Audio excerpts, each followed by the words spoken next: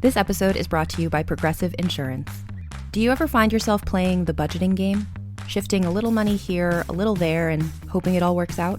Well, with the Name Your Price tool from Progressive, you can be a better budgeter and potentially lower your insurance bill too. You tell Progressive what you want to pay for car insurance, and they'll help you find options within your budget. Try it today at progressive.com. Progressive Casualty Insurance Company and Affiliates. Price and coverage match limited by state law. Not available in all states.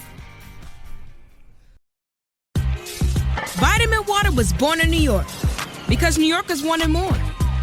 Like more flavor to go with all the flavor. A refreshing drink after climbing 6 flights of stairs to a walk-up apartment, or standing in the subway station in 100-degree heat. Focus when I have an 8-hour shift. And Triple X after I was out all night at a club called Triple X.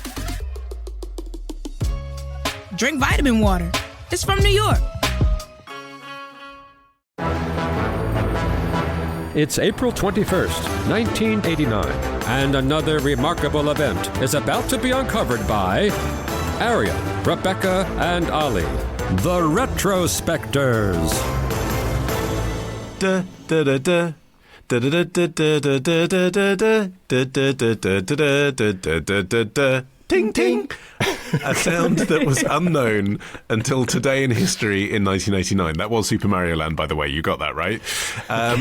When Nintendo launched the Game Boy in Japan at a price point of just 12,500 yen, around $100, selling out the first tranche of what would eventually become 120 million units of this revolutionary handheld games console. Yeah, within 2 weeks of launch, all 300,000 available units had sold out. And by the time it came to America a few months later, it sold 500,000 units in Japan. So what was all the fuss about? Well, in July of that year, more than a year before Europe would get its own Game Boys, the UK gaming mag Computer and Video Game got hold of an imported copy and explained it to British gamers. There's a new Nintendo console in town, enthused Deputy Editor Julian Rignall. It fits comfortably in the palm of your hand, has its own tiny TV screen, and the games come on cartridges the size of a matchbox. He said, the Game Boy makes previous handheld games look Neanderthal by comparison. Yeah, and those previous handhelds were also the work of Game Boy creator Gunpei Yokoi, who, as we've observed in the past, had been inspired by having seen a really bored Japanese businessman playing on the train with his pocket calculator and thought, I have to do something about this. Can't even write boobs in Japanese. Right, yeah, what can you do with it? And so that led him to make Game & Watch games, which were these little LCD games that were plenty fun and very whimsical and enjoyable, but they were quite limited because they couldn't do anything other than play a single game. And what Yokoi really wanted was to create a new game system that was capable of delivering many more games with this removable cartridge system that had now featured on other game systems like the Nintendo Entertainment System for one.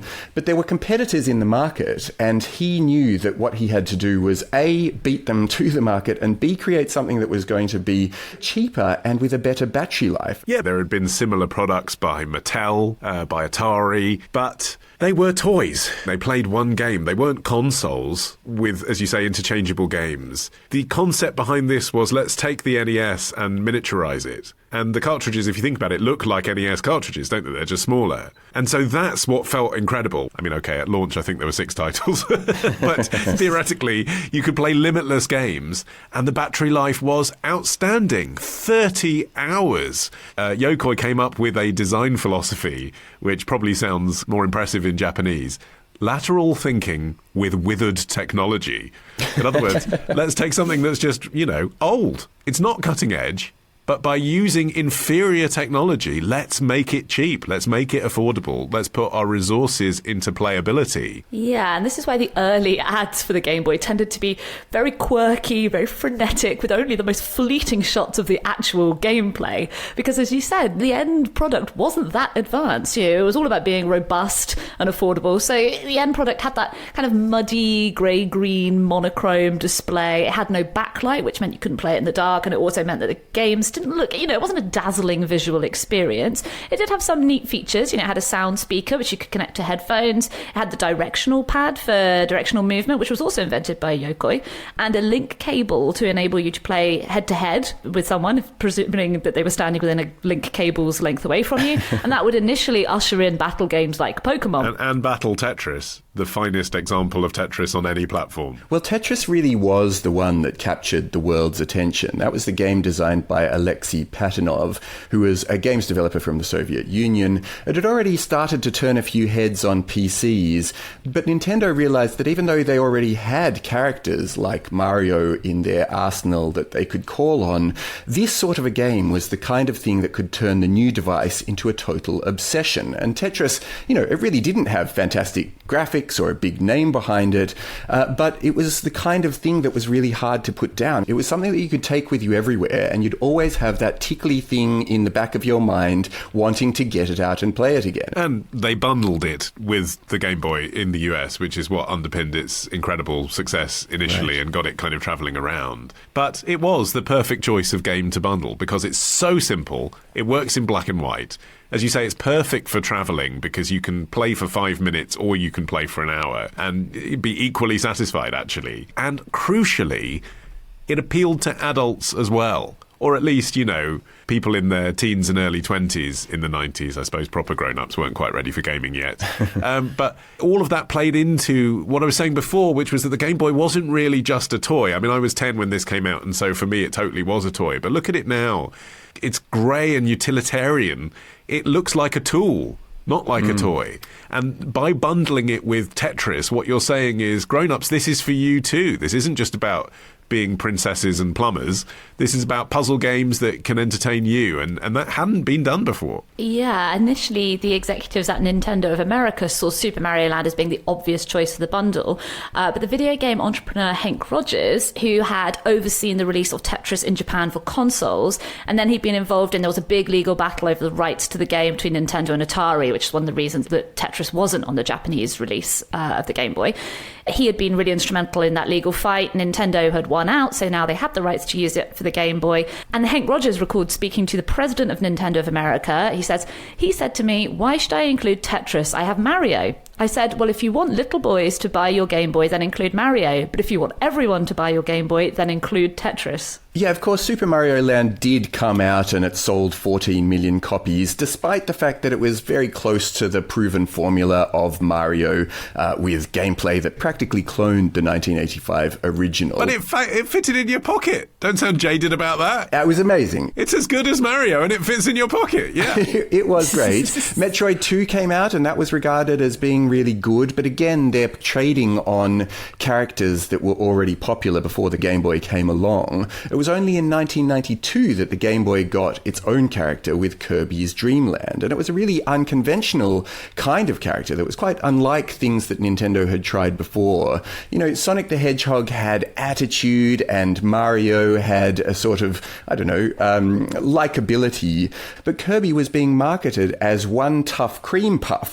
He was cheery and adorable, and it had this breezy, casual gameplay that put the Game Boy on the map as a system in its own right. Yeah, and it's not glamorous, but the battery life thing was a huge factor in its success. Pretty soon after the Game Boy launch, Sega and Atari launched their own versions, which were, by all metrics, technologically superior. They featured colour displays, backlights. Game Boy obviously had come first, which always does give you a little bit of an advantage, but it came down in the end to the battery life. Gaming writer Julian Rignall, the same guy I quoted earlier, he explained later to Games Radar, "If anything, the more I played the competition, the better Nintendo's little grey brick looked. Anything with a colour screen, 8 batteries as fast as you could shovel them in." And that was a huge factor. It wasn't that it was better than other systems. You could just play it way, way more than other systems. And also the playground peer pressure. You want the same console everyone else has got. Not just because you're playing Battle with the cable connecting them, but because you want to talk about it and what level you're up to and whatever. I remember, at my boarding school, the really rich kids had the Game Gears and the Atari Lynxes, and they were cool, but they went through batteries in 3 hours, and I didn't want to talk to them about that gameplay because I didn't have that experience. But everyone... You didn't have that kind of battery budget. But everyone had a Game Boy. Everyone had a Game Boy. It was the best-selling Christmas toy of 1991. It's what everyone wanted. Game Boy itself just not only continued, but continues on and on. Game Boy Advance only discontinued in 2010. So in 2010, it was still possible to play the 20-year-old cartridges on a new device. And even since 2010, generations that are used to mobile gaming have found that buying the old Game Boy secondhand on eBay means that you have a device that is distraction-free. If you're into your gaming, you can play Mario without getting notifications. You are locked into the game. Yeah, I still have my Game Boy Micro that is basically a Game Boy Advance, but in a smaller package. It's kind of the size of an old Nokia phone. And it's great. And that may be also why the Game Boy became the first, and I wonder whether only console to go into space. In 1993, the Russian cosmonaut Alexander Serebrov took his Game Boy with him, and it went up to the Mir space station and was up there for 196 days, presumably on just one battery charge. Now, this episode first aired last year exclusively to members of Club Retrospectors. Join today and unlock a new episode this Sunday. Patreon.com/Retrospectors. When you're separating from the military, no one tells you how hard it can be to get your civilian life up to speed. But with VA benefits, it doesn't have to be. From the VA home loan requiring no down payment, to the GI Bill covering tuition, books, and cost of living, to VA healthcare offering top-ranked, low-cost care designed specifically for veterans. All the support you need is at VA. I'm here telling every veteran because I wish someone had told me, get what you earned. Visit choose.va.gov. Not all veterans are eligible for the type or amount of benefits mentioned here.